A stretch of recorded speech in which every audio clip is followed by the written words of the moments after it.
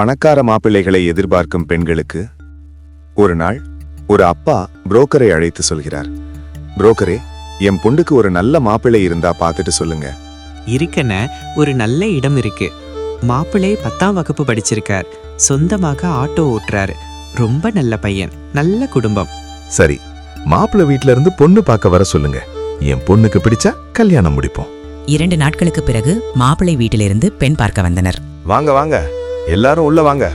சரி, எல்லாரும் வந்தாச்சு. மணப்பெண்ணை சபைக்கு வர சொல்லுங்க. மாப்பிள்ளை பார்க்கட்டும்.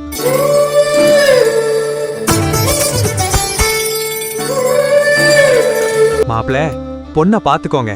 பொண்ணு நல்லா இருக்கா? நல்லா பார்த்துட்டு சொல்லுங்க மாப்பிள்ள. எனக்கு பொண்ணு ரொம்ப பிடிச்சிருக்கு. தனக்கு பெண்ணை பிடித்திருக்கிறது என்று மாப்பிள்ளை வெட்கத்துடன் சொன்னார். ஆனால் அதற்கு பிறகுதான் மாப்பிள்ளைக்கு பேரதிர்ச்சி காத்து கொண்டிருந்தது. உனக்கு மாப்பிள்ளை பிடிச்சிருக்காமா? மாப்பிள்ளை என்ன படித்திருக்கிறார்? என்ன வேலை செய்கிறார்? 10ஆம் வகுப்பு படிச்சிருக்கார். சொந்தமாக ஆட்டோ ஓட்டுறாரு. நான் பெரிய படிப்பு படிச்சிருக்கேன். நான் எப்படி ஒரு 10ஆம் வகுப்பு படிச்ச ஆட்டோக்காரனை கல்யாணம் பண்ண முடியும்? எனக்கு இந்த மாப்பிள்ளை பிடிக்கல. அந்த பெண் பேசிய வார்த்தை மாப்பிள்ளையின் மனசை உடைத்தது.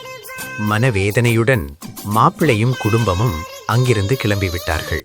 5 வருடங்கள் கழித்து அங்க போற பையன் யாருன்னு தெரியுமா? யாருப்பா அந்த பையன்? தெரியலையேப்பா. அந்த பையன்தாமா ஒரு காலத்துல உனக்கு மாப்பிள்ளை பார்த்தது. இப்ப அவனுக்கு கல்யாணமாகி 2 குழந்தைகள், சொந்தமாக ஒரு வீடும் வாங்கியிருக்கான். நீ படிச்ச பையன்தான் வேணும்னு சொல்லி ஒரு குடிகாரனை கல்யாணம் பண்ணி உன் வாழ்க்கையை நீயே கெடுத்துக்கிட்டியேமா. வாழ்க்கை நல்லா இருக்கணும்னா படிப்பு மட்டும் போதாது, பணம் மட்டும் போதாது, நல்ல குணம்தான் முக்கியம். பணக்கார மாப்பிள்ளைதான் வேண்டும் என்று இங்கு சில பெண்கள் தங்களது வாழ்க்கையை வீணாக்கி விடுகிறார்கள். ஸ்வீட்டி சிவனிதா யூடியூப் சேனலை லைக், கமெண்ட், சப்ஸ்கிரைப் பண்ணவும் நன்றி.